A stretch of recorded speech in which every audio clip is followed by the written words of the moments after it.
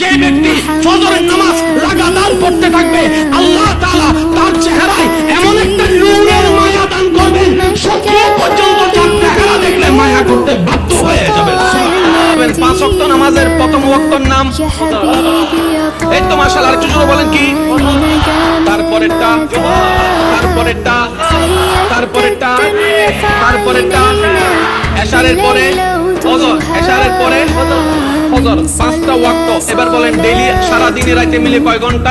24 ঘন্টা। কয় ঘন্টা ভাইয়া? 24 ঘন্টা। এবার আমি আপনাদেরকে বলছি, আপনারা মিলাবেন, তর্ক বিতর্ক নাম ইসলাম নয়, মহাব্বতের নাম ইসলাম। ফজরের নামাজটা আপনি পড়লেন, জোহর পড়লেন, আসর পড়লেন, মাগরিব পড়লেন, এশা পড়লেন। বুঝার জন্য শুক্রবারটাকে একটু বাছাই করে নিচ্ছি। শুক্রবারে জুমার নামাজ এখানে আদায় করার পরে যা ঘরের মধ্যে গিয়ে খাওয়া দাওয়া করে একটু বসতে না বসতে আবার আসরের আজান। তো একজন হতে এখন হরিয়ে সিদ্ধি জোহর নামাজ আবার আসর হতে দিবে।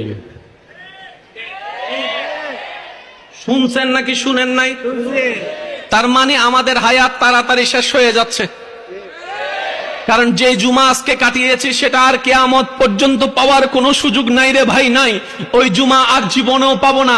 আজকের জুমা যারা মিস করেছেন আফসোস করেন নিজের উপরে, আজকের আসর যারা মিস করেছেন আফসোস করেন নিজের উপরে। হায়াত চলে যাবে, মসজিদ থেকে যাবে, হায়াত চলে যাবে, এই মসজিদ থেকে যাবে, হায়াত চলে যাবে, সব থেকে যাবে।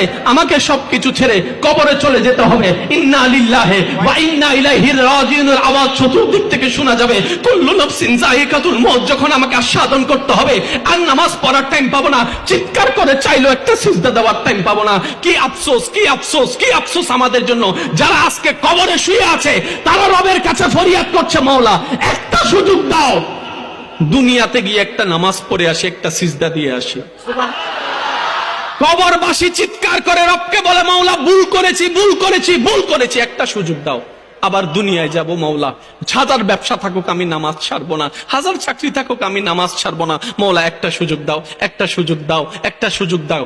মাটির নিচে যারা আছে তারা বলছে, আর মাটির উপর যারা আছে তারা বলছে, ভাই নামাজ তো পড়তে আই। একজনে বলে যে কিভাবে আসবো, আমার প্যান্ট তো ঠিক নাই, আমার প্যান্টও ঠিক নাই, আমার শরীর তো পাক নাই, আমার কাপড় তো পাক নাই। আরেকজনে বলে আমি যদি নামাজে যাই দোকানটা এখন বন্ধ করে লসের টাকাটা কি তোর বাপে আমাকে আইনে দিবে। আরেকজনে বলে যে আমি যদি এখন নামাজের মধ্যে চলে যাই চাকরির তো 12টা বেজে যাবে। আরেকজনে বলে যে মাই লেবিদের ডিস্টার্ব না করিস, ঘুমাই দাগে ঘুমমান যাইলো তারপরে নামাজ পর্যন্ত।